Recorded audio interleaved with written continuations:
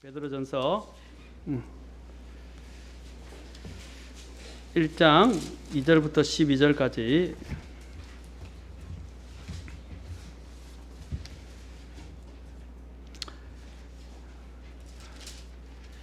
다 찾으셨으면 제가 봉독하겠습니다. 곧 하나님 미리 아심에 따라 성령의 거룩히 구별하심을 통해 순종함과 예수 그리스도의 핏부림에 이르도록 선택받은 자들에게 편지하노니 은혜와 평강이 너에게 더욱 많이 있기를 원하노라.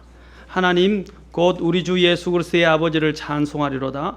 그분께서 자신의 풍성하신 긍휼에 따라 죽은 자들로부터 예수 그리스도를 부활하게 하심으로 우리를 다시 낳으사 산 소망에 이르게 하셨으며 썩지 않고 더럽지 않으며 사라지지 아니하고 너희를 위해 하늘에 마련된 상속 유업을 받게 하셨나니 너희는 마지막 때에 드러내려고 예비된 구원에 이르도록 믿음을 통해 하나님의 권능으로 보호받고 있느니라. 비록 지금은 필요가 있어 너희가 여러 가지 시험으로 인해 잠시 근심하고 있지만 그 구원을 크게 기뻐하나니 이것은 너희 믿음의 단련이 불로 단련해도 없어지는 금을 단련하는 것보다 훨씬 더 귀하여 예수 그리스도께서 나타나실 때에 칭찬과 존귀와 영광으로 드러나게 하려 함이니라. 너희가 그분을 보지 못하였으나 사랑하는도다. 지금도 너희가 그분을 보지 못하나 믿으며 이루 말할 수 없고 영광이 가득한 기쁨으로 기뻐하나니 이는 너희가 너희 믿음의 결말 곧 너희 혼의 구원을 받았기 때문이라. 이 혼의 구원에 관하여는 너에게 임할 은혜에 대하여 대언한 대언자들이 부지런히 조사하고 탐구하되 자기들 안에 계신 그리스도의 영께서 그리스도의 고난과 그 뒤에 있을 영광을 미리 증언해 주실 때에 그 영께서 무엇을 혹은 어느 때를 표적으로 보여주셨는지 탐구하였느니라. 그들이 자기들을 위해 그것들을 수행하지 아니하고 우리를 위해 수행하였음이 그들에게 계시되었는데 그것들은 곧 복음을 선포한 자들이 하늘에서 보내신 성령님과 더불어 이제 너희에게 전한 것이요 천사들도 살펴보기를 갈망하는 것이니라. 기도하겠습니다. 하나님, 오늘 이 시간 또 주의 말씀을 대하면서 하나님의 말씀을 통해서 우리가 권능과 또 분별력과 또 하나님의 위로와 주님의 권면을 받고 또 주의 말씀 안에서 힘있게 또 믿음의 생활들을 감당하도록 도와주시옵소서. 이 시간 주님께 의탁합니다. 사랑하고 또 이 자리에 주님을 사랑해서 이 자리에 온 성도들을 기억하시고 형편대로 말씀해 주시고 인도해 주옵소서. 예수님의 귀한 존함을 받들어 기도합나이다. 아멘. 앉으시겠습니다. 저는 그리스도인들이 이루 말할 수 없는 기쁨으로 기뻐하고 또한 우리 주님을 보지 못하는 가운데서도 사랑할 수 있는 그 오늘 그 권원들, 그 이유에 대해서 오늘 살펴보겠습니다. 기뻐할 수 없는 중에도 기뻐하고 또 그분을 보지 못하지만 사랑할 수 있게 된 이유가 무엇인지 오늘 이 본문을 통해서 우리가 살펴보겠습니다. 베드로 사도는 시련 가운데서도 지금 이루 말할 수 없고 영광이 가득한 기쁨을 누릴 수 있는 비결, 또한 주님을 보지 못하지만 그분을 더 사랑하게 된 그 비결을 우리에게 제시해 주고 있습니다. 누가 이러한 시련 가운데서 말로 할 수 없는 여러 가지 시련 가운데서 말로 형용할 수 없고 영광이 가득한 기쁨을 누리며 또 주님을 더욱 사랑할 수 있겠습니까? 내 구주 예수를 더욱 사랑하지 않습니까? 그렇죠? 우리 주님을 더욱 사랑할 수 있게 된 그 비결을 오늘 이 사도 베드로가 우리에게 보여주고 있습니다. 오늘 이 구절을 통해서 우리가 알 수 있는 것은 사도 베드로의 간증과 또 사도 베드로의 이런 여기 있는 지금 각지에 흩어진 유대인들, 나그네들이라고 하는 유대인들에게 쓰고 있는데, 이 그리스도인 유대인들에게 쓰고 있는데, 이 그리스도인 유대인들을 부러워하면서 이 글을 적고 있다는 것입니다. 왜 부러워하는가 하는 것들을 뒤에서 우리가 좀 살펴보겠습니다. 베드로는 주님을 개인적으로 만나고 같이 있었었고, 동행했었고, 직접 목격했었고, 또 개인적으로 주님을 잘 알았던 것이었습니다. 알았던 사람이었습니다.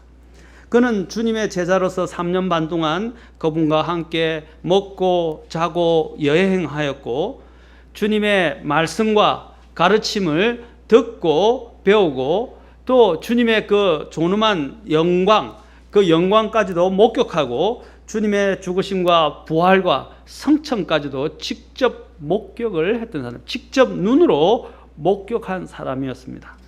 이 지상에 있는 어느 누구보다도 가장 큰 영적인 은혜와 특권을 누렸던 사람이 바로 이 사도 베드로였습니다. 그런데도 그는 주님께서 부활하신 이후에도 주님의 그 부활을 자신의 삶의 새로운 시작으로 삼지 못하고, 주님의 부르심에서 돌아서서 나중에 어디로 다시 갔습니까? 다시 고기 잡는 어부가 됐어요. 주님께서 그를 부르실 때 사람을 낚는 어부로 부르셨어요. 그리고 그들을 사도로 택하시고 그들을 파송하고자 했습니다. 그러나 그가 주님과 동행했고 함께 3년 반을 보냈고, 주님의 또한 죽으심이 어떻게 죽었는지를 보았고, 그 후에 주님이 또 부활하신 것도 보았었어요. 그런데 그는 어떻게 했습니까? 주님의 자신의 새로운 삶을 시작하지 못하고 주님의 부르심에서 돌아서서 다시 고기 잡는 업으로 돌아갔다는 것입니다. 우리도 그러기 쉬워요. 주님 앞에 부르심을 받았지만 주님이 부르신 그 은혜와 목적을 잃어버리게 될 때 우리는 다시 이전에 있던 삶으로 돌아가고, 이전에 있던 직업으로 돌아가고, 주님이 기뻐하시지 않는 곳으로 돌아가게 된다는 것입니다. 그런 유혹을 받고 있고, 여기 있는 이 나그네들도 시험들을 통해서, 오늘 수신자들이라고 하는 유대인 나그네들, 곽지 흩어진 유대인 나그네들도 온갖 핍박과 모진 여러 가지 이런 어려움과 위협 때문에 어디로 가면 다시 이전의 생활로, 이전의 유대교로 그도 이전에 있는 생활들로 돌아가고 싶은 거예요. 우리도 그런 생각이 들 때가 있어요. 그냥 평범하게 살았으면 이런 고생을 안 했을 건데. 또 어떤 때는 너무 힘들 때는 이런 말을 하면 안 되지만, 우리도 인간인지라 감정적으로 차라리 예수님을 믿지 않았더라면. 또 어떤 사람들은 이렇게 이야기할 수 있어요. 차라리 독립신뢰교회나 성서신뢰교회 오지 않았더라면. 그렇죠? 왜냐하면 거기는 구속력이 없잖아요. 말씀이 강하지 않잖아요. 그냥 자신들이 무슨 삶을 살든지 간에 죄에 대해서 설교를 하지 않고 그냥 좋은 이야기나 하고 좋은 예화나 하고, 그냥, 그렇죠? 마음에 그냥 잔잔한 그냥 감동 정도 주는 정도의 설교에 그치는 경우들이 많이 있습니다. 다 그런 건 아니지만, 그러나 정말로 하나님을 아는 사람들은 그것에서 만족하지 않는다는 거죠. 그러나 우리는 때로 너무나 시험이 들고 너무나 힘들 때 되면 그냥 차라리 그러한 옛날에 평범한 시절로, 이전에 고난과 핍박을 덜 받던 시절로, 어려움이 더 없던 시절로 돌아가고 싶어 한다는 것입니다. 그러나 사도 베드로는 그렇게 해서는 안 된다고 말하고 있어요. 우리가 더욱더 믿음 안에서 정진해야 될 이유들을, 그리고 그분을 사랑하게 되는 이유들을, 그리고 그러한 바라볼 수 없는 중에서 더 많은 소망을 가지고, 또 기뻐할 수 없는 중에서 기뻐할 수 있는 그 이유들을, 오늘 그 이유, 그 비결을 우리에게 소개해 주고 있습니다. 베드로가 이렇게 부활하신 후에도 고기 잡는 업으로 돌아가고 있었을 때, 어느 날 아침 부활하신 주님께서 갈릴리 해변에 나타나셔서 온 밤을 고기 잡이를 하던 베드로와 일행을 위해 아침을 마련하여 주셨습니다. 부끄러움과 죄책감에 눌려 아무 말도 할 수 없는 베드로에게 주님께서는 너 왜 날 부인했느냐? 그것도 3번씩이나 라고 말하면서 물으셨습니다. 너는 이제 나와 상관없다라고 주님께서는 물은 것이 아니라 묻지 않으셨습니다. 또 너는 왜 나를 사랑하느냐라고 3번씩이나 강조해서 물으시면서도 너는 나와 상관없다, 너는 나를 3번이나 부인했다라고 하면서 주님은 그에게 죄책감을 강조하지 않으셨습니다. 베드로는 자신의 죄책감과 송구스러움을 이미 감출 수 없는 마음을 갖고 있었던 것을 주님은 알고 있습니다. 주님은 우리의 마음을 잘 알고 계십니다. 주님께서 계속적으로 하신 말씀은 다른 것이 아니었어요. 네가 잘못했다. 3번 부인했다. 너는 이제 나하고 상관없다. 너는 내 사랑을 저버렸다. 너는 나와 관계없다라고 말씀하시지 아니하고 그냥 주님이 물으신 것은 너가 나를 사랑하느냐라는 것이었어요. 주님이 다른 거 묻지 않으셨어요. 과거에 대하여 그의 잘못에 대해서 더 이상 이미 죄책감을 느끼고 있고 충분히 느끼고 있는 사람이었기 때문에 주님은 더 이상 말하지 아니하고 너가 나를 사랑하느냐라고 물으셨습니다. 3번씩이나 물으셨어요. 오히려 이 질문은 더 베드로의 마음을 무겁게 했습니다. 책망하지 않았지만 더 그로 하여금 죄책감과 참담함과 송구스러움을 느끼게 만들었고 결국에는 그것이 부담이 돼서 주님의 긍휼과 사랑에 그가 마음이 녹아서 어떻게 됩니까? 이제는 더 사랑하는 주님을 사랑하고 주님께 자신의 일생을 완전히 드리게 되는 베드로로 변모하게 된 것입니다. 그러자 주님께서는 베드로는 주님께 내가 주를 사랑하는 줄 주께서 아시나이다 라고 대답했습니다. 그러자 주님께서는 내 양을 먹이라 라고 말씀하셨습니다. 그는 그제서야 사랑이라는 말이 무엇인지 알고 체험한 것이었습니다. 자신과 같은 비겁하고 도망하고 또 실패했던 사람을 향하신 그 주님의 크신 사랑과 그 사랑이 그의 마음을 녹였습니다. 이제 그 크신 주님의 사랑과 용서를 받기에 합당하지 않은 자에게 베푸신 그 크신 사랑과 부르심에 그는 마음이 녹았고 그 녹아진 그 마음 속에는 주님을 향한 사랑이 솟아나기 시작했습니다. 도저히 주님을 사랑한다고 할 수 없었던 그가 마지막 3번째 주님의 질문에 용기를 내어 예, 제가 주님을 사랑한 줄 주님이 아십니다 라고 이야기를 했습니다. 감히 자신이 당당하게 대담하게 주님을 사랑한다고 이야기는 할 수 없었어요. 그러나 그의 마음 속에는 주님을 사랑하는 마음은 있었습니다. 그러나 그가 약했지만 주님께서 그 마음을 아시고 그에게 이제 그 마음을 확정하시고 말씀하셨습니다. 내 양을 먹이라. 이 사도행전을 보면 주님께서 성천하신 이후에 오순절에서 가장 첫 번째 설교를 통해서 수많은 사람들을 주님께로 인도했던 사람이 바로 베드로였습니다. 주님께서 그에게 왕국의 열쇠를 주셨고 그 왕국의 열쇠를 열 수 있는 바로 시발점을 바로 베드로로 하여금 하게 해 주셨던 것입니다. 그는 이제 정말 놀라운 사람으로 바뀌었습니다. 주님을 사랑하는 사람, 또 주님의 사랑하는 사람, 주님을 향한 열정으로 불타는 사람, 주님의 부활을 증언하는 담대한 복음 선포자로 그는 바뀌었습니다. 이 베드로 사도가 자신이 바로 이 편지를 쓰고 있는 신자들에게 자신의 이 과거의 삶에 이러한 간증을 다 담아서 오히려 그는 어떻게 했습니까? 부러움 가운데 이 수신자들에게 편지를 다음과 같이 쓰고 있었던 것입니다. 뭐라고 썼냐면 너희가 그분을 보지 못하였으나 사랑하는도다. 베드로는 아까 말씀드렸죠. 주님과 함께 직접 부르심을 받았고 주님과 함께 3년 동안 동행했고 주님의 죽음과 부활을 목격했고 심지어 나중에는 성찰했던 사람입니다. 그 모든 것을 겪어왔던 사람이에요. 그러나 여기 있는 이 수신자들은 그런 것을 경험하지 못했어요. 단지 베드로가 전하는 증언을 통해서 성령님에 의해서 찔림을 받고 그렇죠? 하나님의 자녀로 거듭나서 주님을 섬기고 있는 사람들이었어요. 그들은 주님을 본 적도 없고 이야기는 들었을 거예요. 많은 사람들이 본 적도 없고 주님과 함께 동행한 적도 없고 주님의 부활을 직접 목격하지도 않은 사람들이었어요. 심지어는 승천까지도. 그래서 사도 베드로는 부러운 거예요. 그들은 보지도 아니었고 그렇죠? 직접 체험하지도 않았고 목격하지 않았지만 그들은 믿음을 가지고 있었고 주님을 사랑한 이런 핍박 가운데서 주님을 사랑하고 주님을 섬기고 있었다는 거예요. 그래서 베드로가 뭐라고 말합니까? 너희가 그분을 보지 못하였으나 사랑하였도다 라고 사랑하는도다 라고 말하고 있는 것입니다. 8절 보세요. 8절에 나오지 않습니까? 너희가 그분을 보지 못하였으나 사랑하는도다. 지금도 너희가 그분을 보지 못하나. 자, 과거에도 보지 못하였고 지금 현재도 어떻게 해요? 보지 못하고 있지만 믿으며 이로 말할 수 없고 영광이 가득한 기쁨으로 기뻐한다 라고 그랬어요. 그들은 기뻐할 수 없는 중에 있었어요. 환난과 시련과 많은 어려운 가운데 봉착해 있었습니다. 아까도 이야기했지만 다시 유대교로 돌아가는 유혹까지도 있었어요. 그런데 베드로가 어떻게 합니까? 그러한 가운데서도 이루 말할 수 없고 영광이 가득한 기쁨으로 어떻게 한다고요? 기뻐한다라고 했습니다. 여러분, 기쁨은 기뻐해야 될 이유만 있기 때문에 기뻐하는 게 아니에요.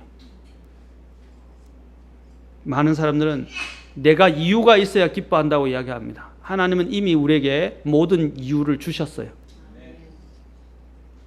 베드로의 수신자들은 오늘 6절에 보면 여러 가지 다양한 믿음의 시험들을 통과하면서 근심 가운데 있어요. 마음이 무거웠다라고 사실은 이야기하고 있어요. 여기 보면 근심이라고 되어 있는데 6절에 보면 이 영어로 성경 보면 킹제임스 성경에 여러분이 보시면 뭐라고 되어 있냐면 heaviness라고 되어 있어요.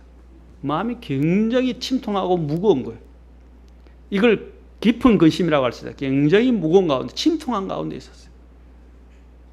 그러나 그러한 가운데서도 어떻게 했습니까? 오히려 그 구원을 기뻐할 수 있다라고 말하고 있습니다. 그 이유들을 또한 설명합니다. 이러한 가운데, 이런 것들에도 불구하고 이 수신자들은 그분을, 주님을 사랑하고 믿고 이루 말할 수 없고 영광이 가득한 기쁨으로 기뻐했습니다.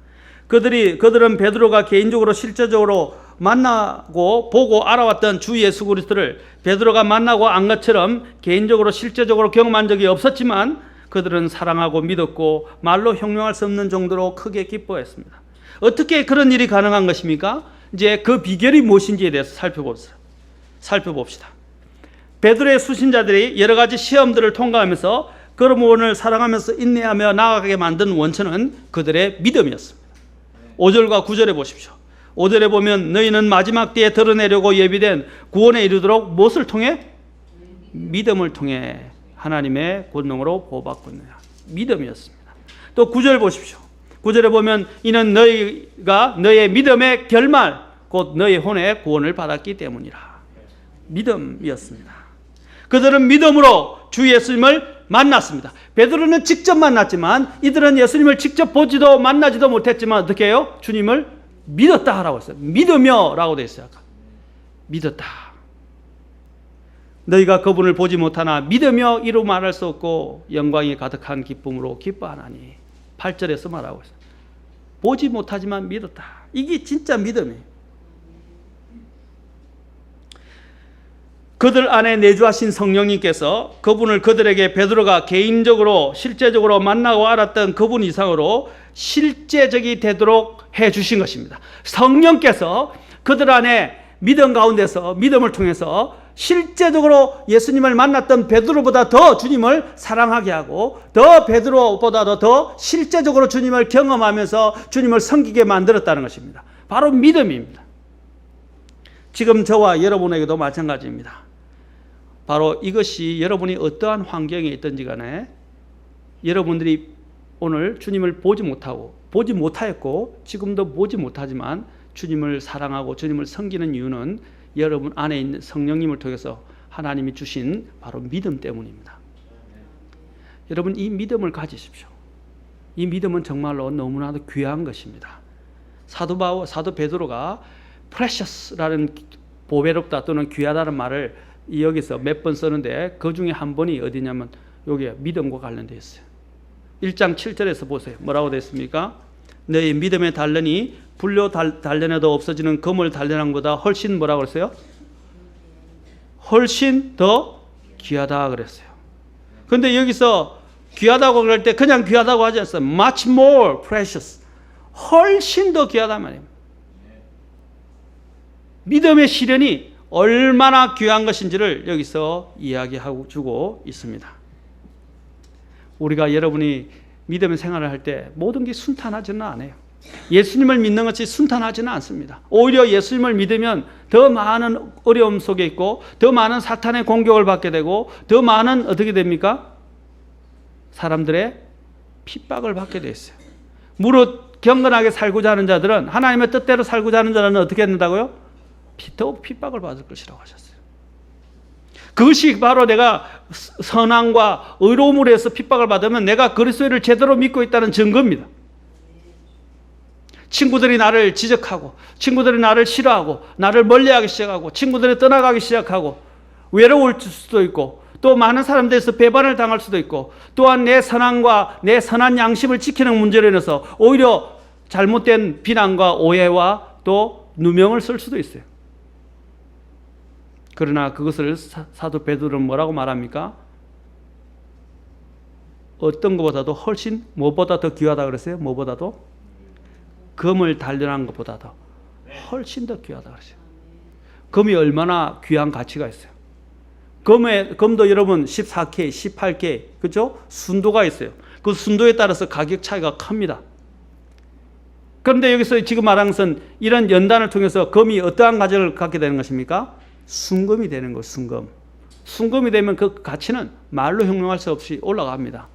우리의 믿음도 이런 시련의 과정을 통해서 어떻게 됩니까? 그 순도가, 믿음의 순도가 더 높아지게 되고, 그리고 믿음의 순도로 인해서 주님이 더 크게 기뻐하시고 사용하게 되고 받아주신다는 것입니다.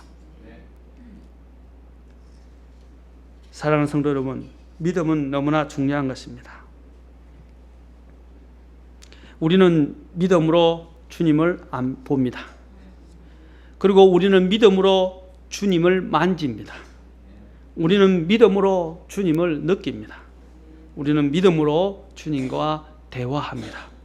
우리는 믿음으로 주님과 교제합니다. 사도 베드로는 직접적으로 이 모든 걸 겪게 되면 우리는 믿음으로 주님을 보고 주님을 만지고 주님을 느끼고 주님과 대화하고 주님과 교제하는 것입니다. 그리고 믿음으로 우리는 그분의 사랑을 알고 그분을 더욱 사랑하게 됩니다.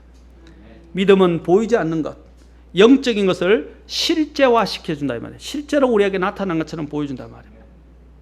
믿음을 통해 가지게 된 사랑은 우리의 믿음을 더욱 확고하게 만들어주고 더욱더 건전하게 만들어주고 수고하게 만들어주고 주님을 더욱 섬기게 만들어줍니다.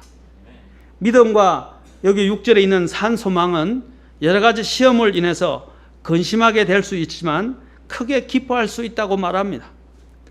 베드로는 그리스도의 기쁨은 자신이 처한 환경이나 그 다음에 상경이나 상태와 상관없다고 강조하면서 말하고 있습니다.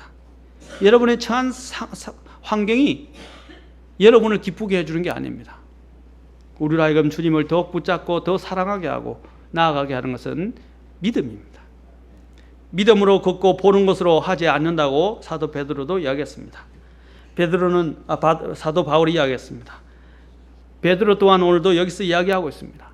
베드로는 예수님께서 세상에 계실 때 자신과는 달리 예수님을 보지 못한 사람들이 그분에 대한 사랑과 믿음을 가졌다고 말할 때 자신 안에서는 한편으로는 부러움을, 다른 한편으로는 전율로 부러움으로 가득 찼은 것으로 보여집니다. 베드로는 예수님의 말씀을 기억하고 있었던 것입니다. 그들은 믿음으로 예수 그리스도를 통해 주시는 하나님의 긍휼과 은혜를, 여기 있는 수신자들은 믿음으로 예수 그리스도를 통해 주시는 하나님의 긍휼과 은혜를 알았습니다. 2절 보십시오. 여기 보면 성령님의 거룩히 구별하심을 통해 순종함과 예수 그리스도의 핏부림에 이르도록 선택받은 자들에게 편지하노니 은혜와 평강이 너에게 더욱 많이 있기를 원하노라. 그리고 3절에 보니까 그분께서 자신의 풍성하신 긍휼에 따라 그들은 하나님의 또한 은혜를 그들은 알고 있었습니다. 그리고 그들은 그 은혜를 맛보고 있었습니다. 사랑하는 성도 여러분, 우리가 어떻게 구원받았는지를 기억하십시오. 하나님이 얼마나 풍성한 긍휼을 베풀어 주셨는지를 기억하십시오. 그분이 얼마나 값없이 우리에게 큰 선물을 은혜로 주셨는지를 기억하십시오. 그들은 이 믿음으로 모든 것을 소유했고 또한 바라보고 있었습니다. 그래서 그들은 아까도 말했지만 보지 못하지만 주님을 사랑하고 말할 수 없는 가운데서 기뻐할 수 없는 이유가 있었지만 그들은 기뻐했습니다. 1960년대 후반에 미국의 어느 은퇴한 기자의 가정에 입양된 한국 아이가 있었습니다. 위로는 미국인 형과 형 둘과 누이가 한 명 있었는데 모두 공부도 잘하고 훌륭한 사회인이 되어서 살아가고 있었습니다. 하지만 이 입양된 한국에 태어난 아이는 가난아이 때 입양을 해서 처음에는 말도 잘 듣고 공부도 열심히 하는 착한 아이였습니다. 하지만 나이가 들어가면서 자기만 집안에서 유독 검은 머리이고 피부도 노랗고 다르다는 것을 깨닫기 시작하면서 빗나가기 시작했습니다. 밤늦게까지 집에 돌아오지 않고 술도 자주 마시며 불량배와 어울리고 패싸움도 자주 하였습니다. 하지만 양부모, 특히 양아버지는 전혀 구중을 하지 않고 사랑으로 지켜보면서 아이가 돌아오기만을 기도하였습니다. 어느 날 아이가 울면서 양아버지에게 말했습니다. 왜 나는 이렇게 피부색도 다르고 머리색도 다른가요? 어느 무책임하고 방탕한 남녀의 원치 않는 아이로 태어나 버려 또 나중에는 버려져서 이 머나먼 미국까지 와서 친구들에게 놀림도 당하고 따돌림을 받으며 살게 되었는지 정말 원망스럽고 살고 싶지 않아요 라고 이야기를 했습니다. 이 말을 들은 양 아버지는 조용히 말했습니다. 사랑하는 아이야, 너는 버려진 아이가 아니란다. 너는 너무나도 훌륭한 어머니의 아들이란다. 너의 어머니는 자신의 생명을 버리면서 너를 구원하신 훌륭하신 분이란다 라고 말해줬습니다. 그래서 미국의 양아버지가 그날 밤 들려준 이야기는 다음과 같았습니다. 한국 동란 당시에 종군 기자로 근무하던 양아버지는 일사 후퇴 때에 지프차를 타고 서울로 떠나 대전으로 후퇴하던 중이었습니다. 깊은 밤이고 살을 애는 듯한 찬바람이 불어와 몹시 추웠으나 내린 눈으로 인해서 눈이 쌓여 있어서 그렇게 어둡지도 않았다고 합니다. 갑자기 옆에 타고 있던 운전병이 저게 뭐지? 하면서 차를 세웠습니다. 길가에는 거의 옷을 다 벗은 여인의 시체가 쓰러져 있었고 그 여인의 시체 모양은 맨가슴에 벗은 옷 뭉치를 두 손으로 안고 온몸을 새우처럼 동그랗게 말아 마치 소중한 보물을 빼앗길까 봐 안고 있었던 것처럼 보였습니다.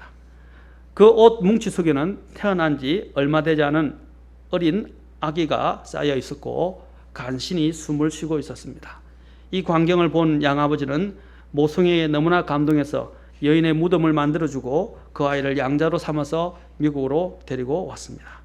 이 이야기를 들은 아이는 아무 말도 하지 않고 조용히 앉아있다가 방으로 들어갔습니다. 그날 밤 이후로 아이는 달라져서 열심히 공부하고 남을 위한 착한 아이로 변모했습니다. 열심히 공부해서 힘들다는 의과대학을 졸업하고 결국에는 흉부외과 의사가 되어서 군의관으로 한국 근무를 자원하여 한국으로 돌아왔습니다. 추운 겨울날 한국에 도착한 예전에 그 아이는 양아버지에게 들었던 그 어머니의 무덤을 찾아갔습니다. 어머니의 무덤 앞에 옷을 다 벗고 밤새도록 꿇어 앉아 울면서 속삭였습니다. 어머니, 그날 밤 얼마나 추우셨는지요. 이보다 더 추웠지 않았겠습니까? 그렇게 하면서 자신이 못됐던 그 사랑을 받은 사랑을 생각하면서 어머니 앞에서 울었다고 합니다. 사랑하는 성도 여러분, 이 아이가 어머니가 자기를 위해서 한 그 희생의 사랑을 깨닫고 나서야 그 아이는 철이 들기 시작하고 그의 삶이 변화되게 되었고 그의 삶은 극적으로 변화되었습니다. 그것은 양아버지의 사랑과 또 기도도 있었지만 또 자신을 버렸다고 생각되는 그 어머니의 애절한 사랑을 깨닫고 난 뒤였습니다. 오늘 베드로가 여기 이 사람들에게 이야기합니다. 이 사람들은 직접 주님을 보지도 못했고 주님이 했던 것들을 목격하지도 않았습니다. 그럼에도 불구하고 그들은 믿음으로 주님이 자신들을 얼마나 사랑하는지 알았다는 것입니다. 저와 여러분이 직접 지금 느끼고 있는 것과 똑같은 것이에요.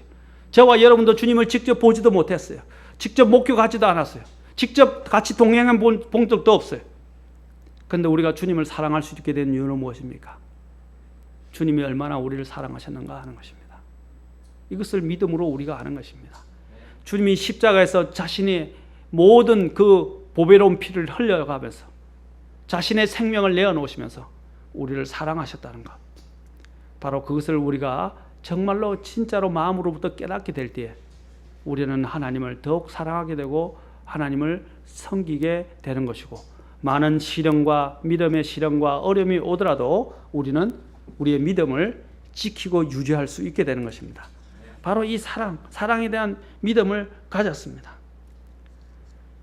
사랑하는 성도 여러분, 오늘 사도 베드로가 이야기하지 않습니까? 핏부림에 이르도록 선택받은 자들이다 라고 말하고 있습니다. 핏부림에 이르도록, 바로 예수님께서 자신의 그 살아있는 피, 그 보배로운 피, 그 죄 없는 피를 십자가에서 흘려주심으로써 우리를 구원할 수 있도록, 우리가 구원받도록 모든 그 대속의 사역을 이루어 주셨던 것입니다. 그것을 또한 3절에서는 이렇게 이야기합니다. 그분께서 자신의 풍성하신 긍휼에 따라. 긍휼이 뭡니까? 우리는 죽어 마땅하지만, 심판을 받아 마땅하지만 주님께서 심판을 치우시고 우리를 받아주셨습니다. 그리고 용서해 주셨습니다. 바로 이들은 이러한 주님의 사랑을 깨달았기 때문에 그들은 보지 못하는 가운데도 주님을 사랑하게 됐고, 또 주님을 여러 가지 시험 가운데서도 그분을 기뻐하면서 믿음의 생활들을 감당할 수 있었습니다. 첫 번째 그들의 믿음은 바로 하나님을 사랑하는 것이었습니다. 그들이 또한 주님을 사랑하게 된, 주님을 더욱더 보지 못하지만 사랑하게 된 이유는 그들이 믿음을 가졌기 때문인데, 그들은 바로 주님의 사랑을 알고 있었습니다. 또한 그들이 주님을 보지 못하는 가운데 사랑할 수 있는 것은 바로 믿음으로 그들은 소망을 가졌기 때문입니다. 소망의 믿음을 가졌기 때문입니다. 3절 보십시오. 3절에 보십시오. 그들은 뭐라고 되어 있습니까? 우리를 다시 낳아서 뭐라고 그랬어요? 산 소망에 이르렀다. 그들은 소망의 믿음을 가졌어요. 13절 보십시오. 그래서 사도 베드로가 또 계속 이야기합니다. 13절에서 그러므로 너의 마음의 허리를 동이고 정신을 차려 예수 그리스도께서 나타나실 때에 너에게 가져오실 그 은혜로 인해 끝까지 뭐라고 그랬어요? 소망을 가지라 그랬어요. 그들이 이러한 기뻐할 수 있는 것은 그들은 산 소망을 가지고 있었기 때문입니다. 우리도 마찬가지입니다. 저와 여러분의 소망은 죽은 소망이 아니에요. 불확실한 소망이 아니에요. 살아있는 소망입니다. 생기 넘치는 소망이란 말입니다.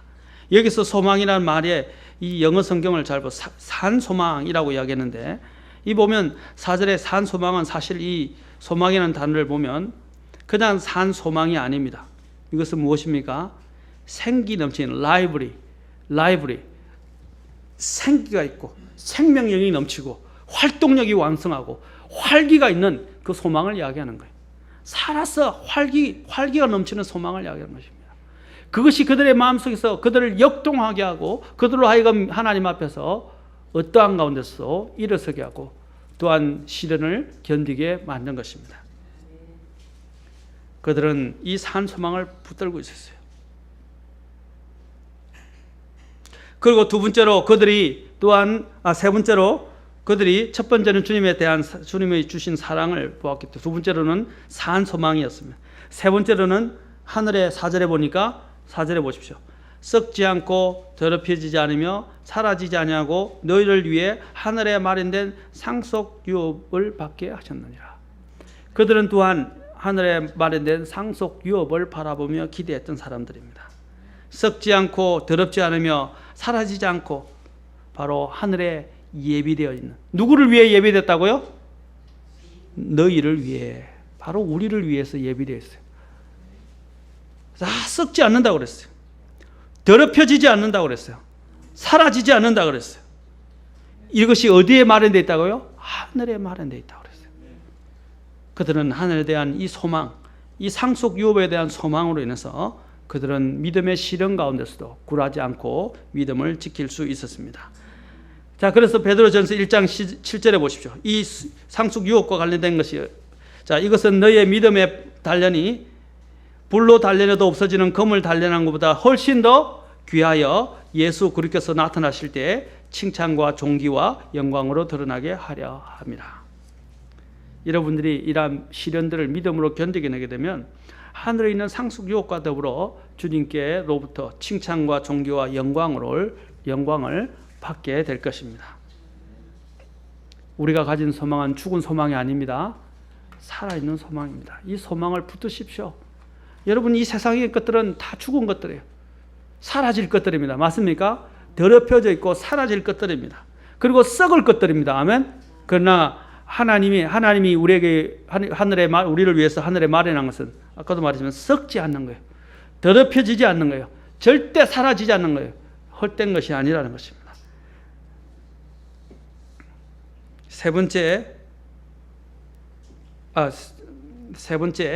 네 번째, 이제 그들에게 있었던 것은 무엇입니까?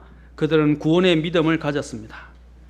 그들은 구원의 믿음입니다. 바로 믿음으로 그들은 구원이 어떤 것인지를 알았습니다. 1장 9절 보십시오. 1장 9절에 보십시오. 이는 너희가 믿음의 결말 곧 너희 혼에 뭐라 그랬어요? 구원을 받았다라고 그랬어요. 믿음의 결말은 혼의 구원입니다. 우리가 가진 믿음은 마지막에 우리에게 엄청난 선물을 가져줬는데 그것이 바로 우리 혼의 구원입니다. 아멘? 그렇죠? 우리가 이미 구원받았어요.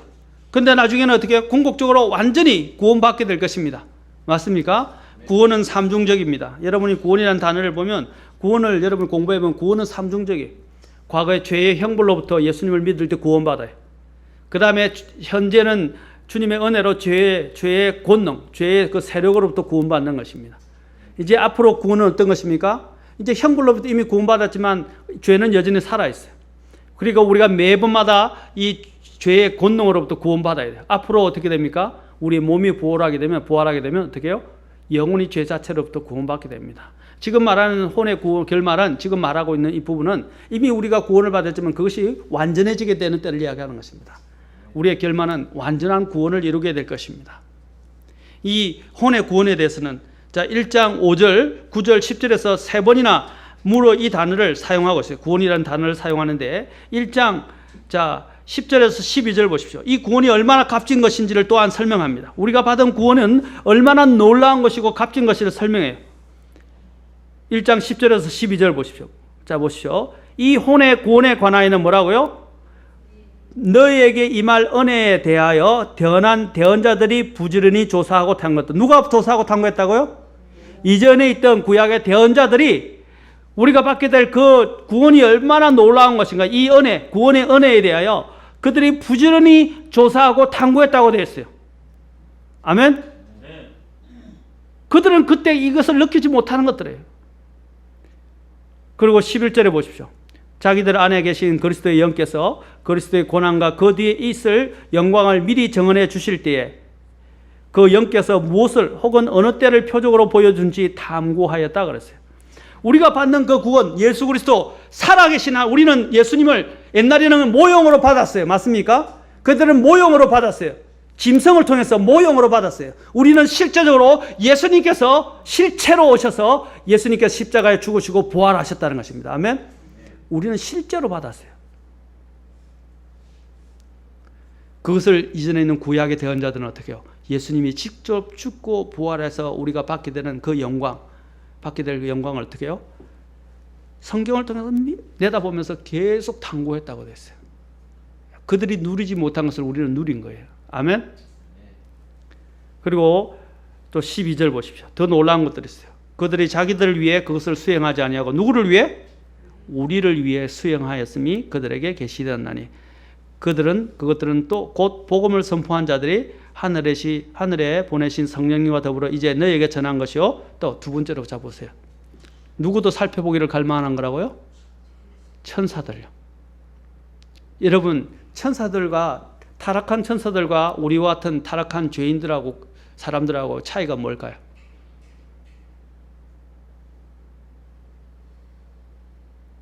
가장 극명한 차이가 뭘까요?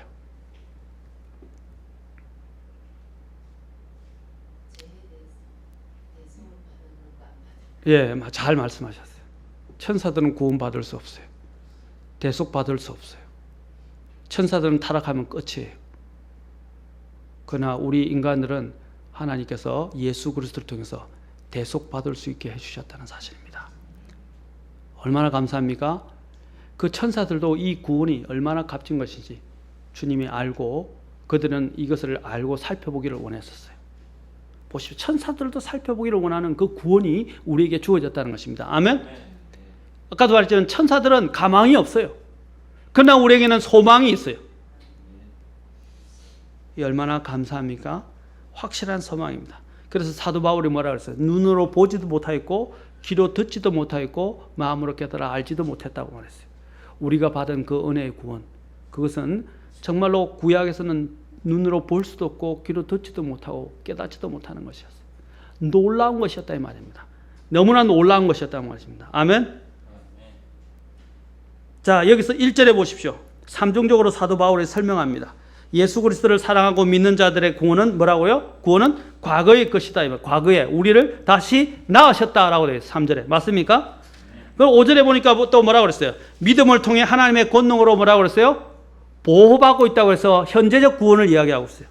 그 다음에 또한 상속 유업을 통해서 4절에 있는 마지막 때 드러내려고 예비된 구원이라고 말하면서 믿음의 결말이라고 말하면서 뭐라고? 이것을 미래적으로 또 인할. 우리는 현재적으로 또 과거적으로 현재적으로 미래적으로 완전한 구원을 받았다는 것입니다. 아멘.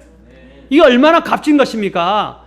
구약의 대언자들도 살펴보기를 원했던 것이고 조사하면서 탐구하였고, 그렇죠? 또 천사들도 뭐라고 그랬어요? 살펴보기를 갈망하는 것이었어요.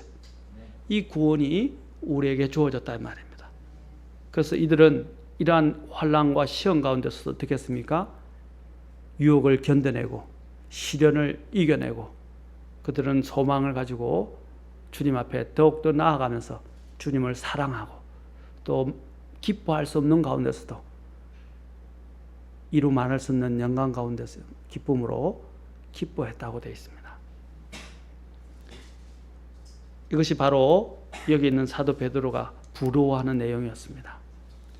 사랑하는 성도 여러분, 우리가 갖고 있는 것이 얼마나 놀라운 것인지를 한번 생각해 보십시오. 다음 시간에 제가 계속해서 시험에도 불구하고 이제 우리가 어떻게 해야 하는가, 이제 이렇다면 우리가 오늘 여기서 말할 수 없는 그들이 사랑하고 주님을 더욱더 기뻐했죠. 그러면서 그들은 이제 더욱더 여기서만 그치지 않고 어떻게 살아야 하는가 하는 부분들을 사도 베드로가 더욱더 강조하고 있습니다. 사랑하는 성도 여러분, 오늘 여러분이 가진 것, 주님 앞에서 받은 사랑을 생각하십시오. 두 번째로 주님 앞에서 갖게 된 상속 유업을 생각하십시오. 또 주님 앞에서 받게 된 소망을 생각하십시오. 또 주님 앞에서 받게 된 구원을 생각하십시오. 그것들이 얼마나 값지고 놀라운 것인지 사도 베드로가 부러워할 수밖에 없는 거예요.